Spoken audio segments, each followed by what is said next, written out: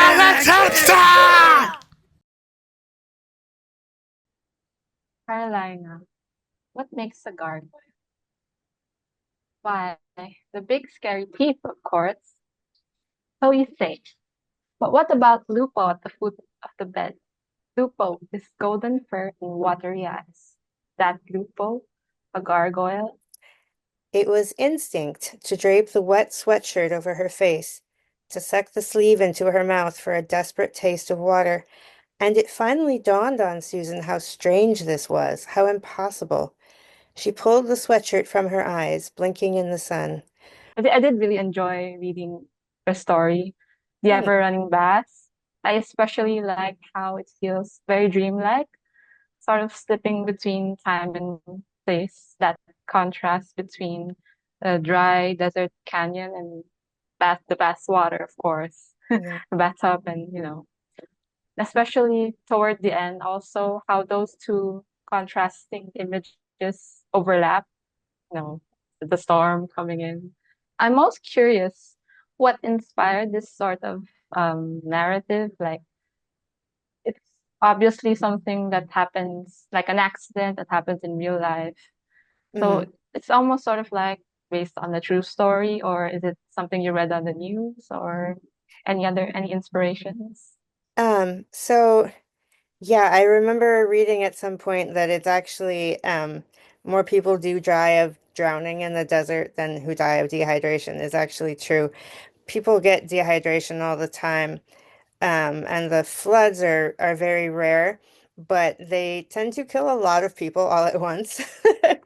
So it is actually a Scary. thing. You get into the narrow slot canyons, and the water won't sink into the ground, and so you get flooding like that. And I remember reading about that and thinking how creepy that was. So, and then I've Yeah. always been fascinated by stories where like everything is normal, but like one little thing is wrong, and it's just really creepy like that. So that's kind of where I ended up with the wet sweatshirt that's unexplainable. I loved your story so much. I read it like at least 3 times right away just to kind of like catch everything. It's like such intense emotion in such a short piece. Like I was just fascinated with it, and I really wanted to know like so much more about Carolina. Is it Carolina or Carolina? Oh, either way. Either way, yeah, I wanted to know more about her, especially because her name is kind of similar to yours. Yes, that was very fun to Yeah, think of. yeah. So why does she carve gargoyles in the first place? Like that's fascinating to me. Well, this story started off as, just a little side project with a writing group. So the prompt was Gargoyle. Oh, And nice. I wasn't, well, honestly speaking, I wasn't very interested in gargoyles before, that prompt made me think. Yeah. Yeah, so originally the narrator wasn't named that way.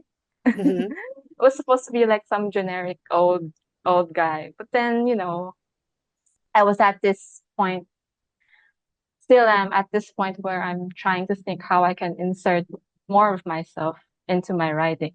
And then I Yeah. just took it the most literal way and just used my name. I don't know, I thought it would be funny. That's great. Yeah, it made me wonder, like, is it her calling to carve gargoyles because like they talk to her?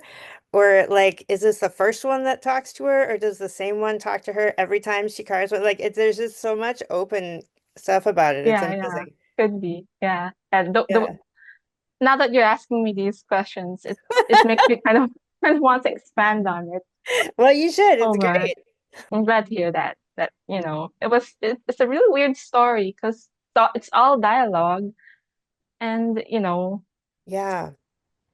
when the gargoyle speaks, there's no dialogue tags, I mean quotations either. So I loved that. Yeah. Yeah. it felt like very experimental, and it definitely got a ton of rejection Oh yeah, me too. until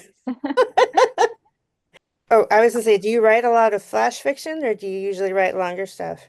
Yeah, I do write a lot of flash fiction, probably more than short fiction.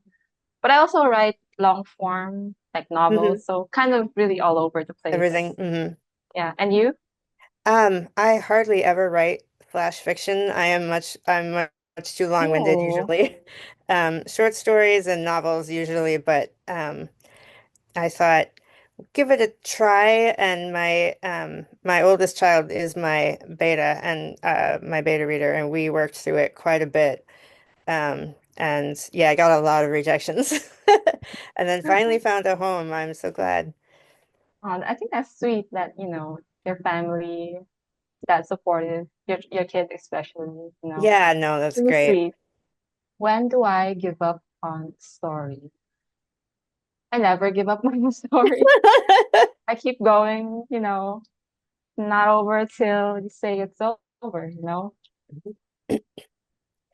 Yeah, definitely.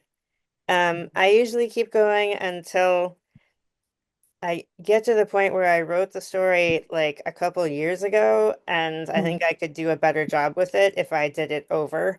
And so kind of like take the concept and try like a different angle with it, I guess. Um, so that's yeah, but I don't ever really give up on the concept of the story. I'm like, the Mm. concept is good. I just need to like do it properly and try again. So It's always gonna haunt you otherwise.